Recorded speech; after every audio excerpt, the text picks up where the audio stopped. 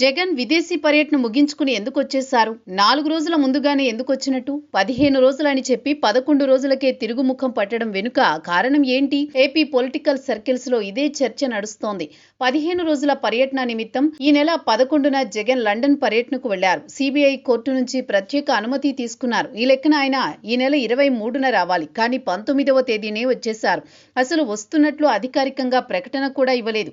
ఆ పార్టీ నేత అబ్బయ్య చౌదరి ద్వారా బయటకు సమాచారం వచ్చేలా చేశారు. ఇప్పుడు అందుకే చర్చ నడుస్తోంది. జగన్ పై అక్రమాస్తుల కేసులున్నాయి. ప్రస్తుతం ఆయన 12 సంవత్సరాలుగా బెయిల్ పైనే ఉన్నారు.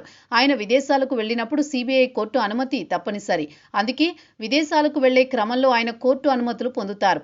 తాజాగా లండన్ పర్యటన నేపథ్యంలో ఆయన కోర్టులో అనుమతుల కోసం దరఖాస్తు చేసుకున్నారు. అయితే జగన్ రెడ్డి విదేశీ పర్యటనకు అనుమతి ఇవ్వొద్దని సిబిఐ కోరింది. కానీ కోర్టు షరతులతో కూడిన బెయిల్ ఇచ్చింది. తప్పకుండా ఫోన్ నెంబర్తో పాటు ఈమెయిల్ అడ్రస్ ఇవ్వాలని సూచించింది. అయితే అన్ని వివరాలు ఇచ్చిన జగన్ ఈ నెల 11న లండన్కు వెళ్లారు. కానీ 23న రావాల్సిన ఆయన 19నే వచ్చేశారు. జగన్ పర్యటనకు సంబంధించి వైసీపీ సోషల్ మీడియా హైప్ చేస్తోంది.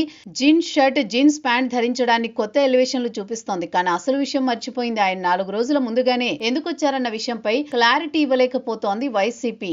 జగన్ ఫోన్ నెంబర్ ఇవ్వకుండా వెళ్లిపోయారు. సిబిఐకి ఆయన ఇచ్చిన ఫోన్ నెంబర్ ఆయనది కాదు, పక్కవారి నెంబర్ అని ఇచ్చి జగన్ విదేశాలకు వెళ్లిపోయారని సిబిఐ గుర్తించింది. అదే విషయంపై సిబిఐ కోర్టులో పిటిషన్ దాఖలు చేసింది. అయితే కోర్టుకు దీపావళి సెలవులు రావడంతో ఈ పిటిషన్ విచారణకు రాలేదు.